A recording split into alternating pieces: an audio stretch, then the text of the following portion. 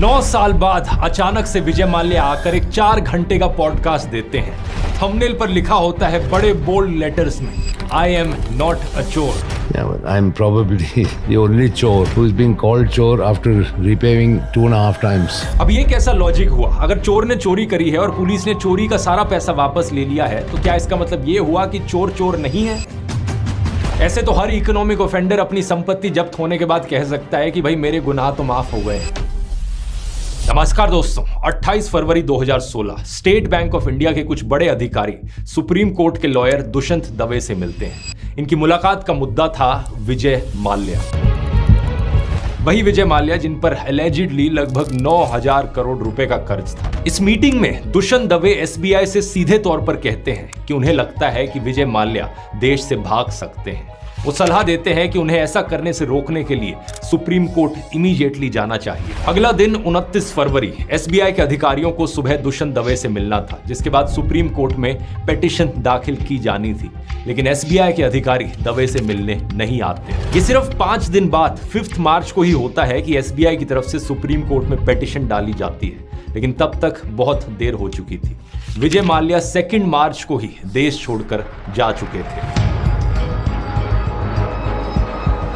इस घटना के 9 साल बाद अब विजय माल्या एक पॉडकास्ट करते हैं यूट्यूबर राज शमानी के साथ। इसमें वो कहते हैं कि वो देश छोड़कर भागे नहीं थे, बल्कि फाइनेंस मिनिस्टर अरुण जेटली को बताकर जेनीवा गए थे। I told the finance minister Arun Jaitley before leaving for the airport and then I flew. 4 घंटे से ज्यादा लंबे इस पॉडकास्ट में वो अपने ऊपर लगे अलग अलग आरोपों को डिफेंड करते हैं और वो अपनी तरफ से पूरी कोशिश करते हैं ये बताने की कि उनकी कोई गलती नहीं थी यहाँ पर। So all this narrative of चोर कभी अपना पर्सनल गारंटी देता है क्या?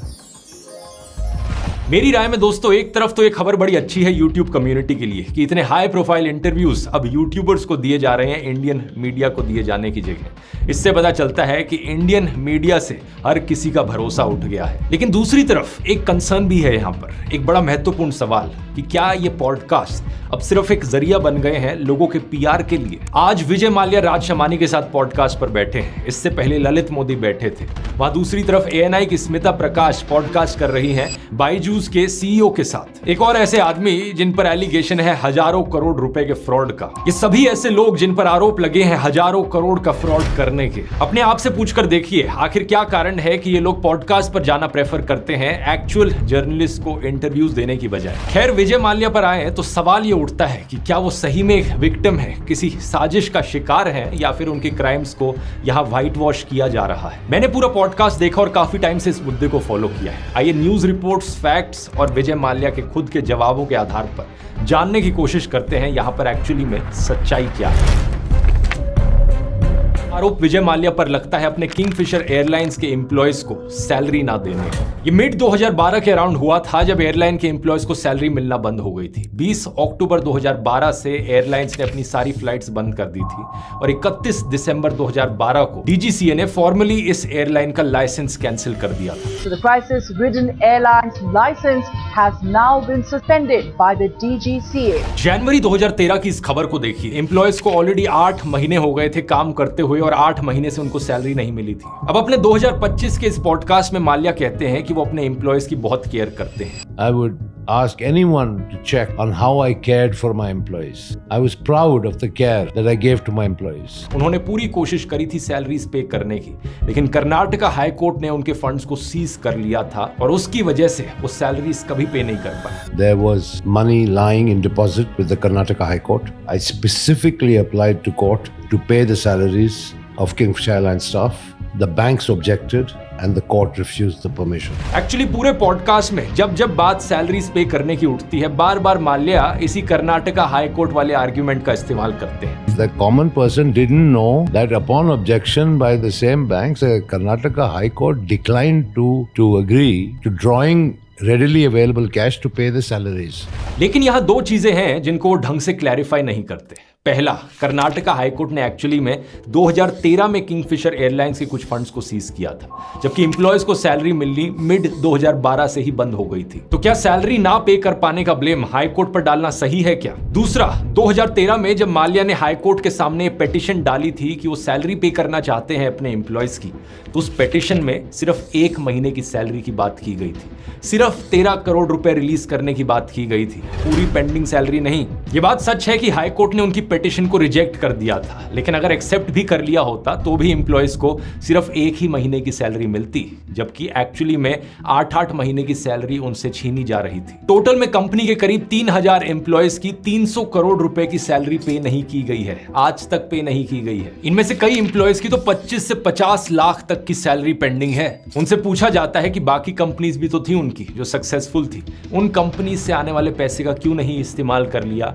इन एम्प्लॉयज की सैलरीज को पे करने के लिए? You know, here's what pissed people off, that in your private life you were enjoying. If your suggestion is that I should have laid low in some artificial way, forget the shareholders of all the other businesses, United Spirits, United Breweries, MCF. तो जवाब में विजय माल्या कहते हैं कि Kingfisher उनकी इकलौती priority नहीं थी लाइफ में। My only asset and liability in life was Kingfisher Airlines. I had nothing else. That's the way I should have behaved, right? So sadly, if one company fails, is it your suggestion that the whole group must fail? अब एक तरफ तो यहां पर employees की salary नहीं पे की जा रही थी और दूसरी तरफ विजय माल्या खुद से बड़ी बड़ी लग्जरियस लैविश पार्टीज थ्रो कर रहे थे। दिसंबर 2015 में अपने 60th बर्थडे पर माल्या ने गोवा में एक बहुत बड़ी पार्टी की जो 2 दिन तक चली। इसमें लगभग 200 गेस्ट आए, ताज होटल में रहे। Spanish pop star Enrique Iglesias और सोनू निगम जैसे लोगों को बुलाया गया, उन्होंने स्पेशल परफॉर्मेंस दी और फोर्ब्स की एक रिपोर्ट के मुताबिक इस पार्टी पर लगभग 13 करोड़ रुपए खर्च किए गए थे। तो जाहिर सी बात है, एक अरबपति जो अपनी एक पार्टी पर 13 करोड़ रुपए खर्च कर सकता है, वो अपने किंगफिशर एयरलाइंस के एम्प्लॉयज को 300 करोड़ क्यों नहीं पे कर सकता? एक्चुअली में जब पार्टीज को लेकर सवाल पूछा गया तो विजय माल्या को इसमें कुछ गलत नहीं लगा जो उन्होंने किया। And I paid for it myself. Kingfisher Airlines was in no position to pay. But okay, maybe it was a mistake. I should have probably come here to London and had my party and nobody would have known. मोटे मोटे तौर पर उनका argument यही था कि मैं एक बड़ा बिजनेसमैन हूं, मेरी 2-3 और सक्सेसफुल कंपनीज है, एक कंपनी फेल हो गई तो क्या हुआ, इस कंपनी के एम्प्लॉयज को अगर सैलरी नहीं मिल रही तो कंपनी फेल है इसलिए नहीं मिल रही, लेकिन मैं तो एक सक्सेसफुल बिजनेसमैन हूं, मैं तो ये पार्टीज कर सकता हूं, मैं कितना भी पैसा खर्च करूं क्योंकि मेरी वो और कंपनीज है। इस सिचुएशन पर तब के आरबीआई गवर्नर रघुराम राजन ने भी कमेंट किया था। उन्होंने कहा था, जब आप पर बहुत सारा पैसा उधार है तब अगर आप अपनी बर्थडे पार्टीज को इस तरीके से फ्लॉन्ट करोगे तो इससे जनता को यही लगेगा कि आपको कोई परवाह नहीं है। और सैलरी देना तो छोड़िए, किंगफिशर एयरलाइन एम्प्लॉयज की सैलरी से जो टैक्स काट रही थी वो इनकम टैक्स डिपार्टमेंट के पास जमा भी नहीं किया जा रहा था, जबकि कानून के मुताबिक 7 दिन के अंदर अंदर ये टैक्स जमा करना होता है। इसके कारण एम्प्लॉयज को इनकम टैक्स डिपार्टमेंट के नोटिस मिलने लगे थे। और बताओ, विजय माल्या कहते हैं कि वो अपने एम्प्लॉयज की बहुत केयर करते हैं। I was proud of the care that I gave to my employees. Why would it be different for Kingfisher employees?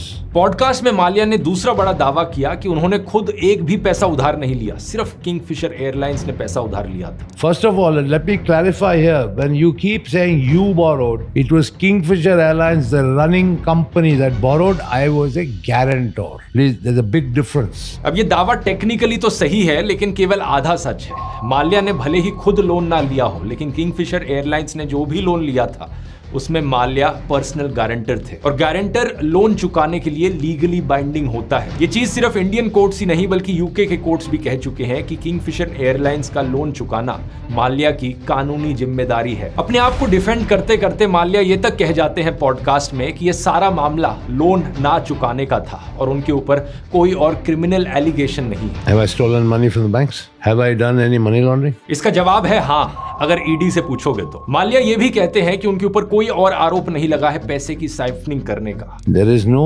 other criminal allegation against me. It's all about money. ये बात भी झूठ है। ED ने माल्या के खिलाफ prevention of money laundering act के तहत केस दर्ज किया हुआ है। मनी लॉन्ड्रिंग एक क्रिमिनल ऑफेंस है। ईडी के मुताबिक किंगफिशर एयरलाइंस ने लोन में से 3,547 करोड़ रुपीस दूसरे कामों के लिए ट्रांसफर किए, जो मनी लॉन्ड्रिंग के दायरे में आता है। अप्रैल 2008 से लेकर मार्च 2012 के बीच प्लेन्स की ज्यादा लीज दिखाकर 3,432 करोड़ रुपीस की मनी लॉन्ड्रिंग की गई। इसके अलावा एसबीआई और पीएनबी से मिले 45 5.42 करोड़ रुपयों से एक कॉर्पोरेट जेट की लीज चुकाई गई है, जिसे माल्या और उनके परिवार ने पर्सनल जेट की तरह इस्तेमाल किया।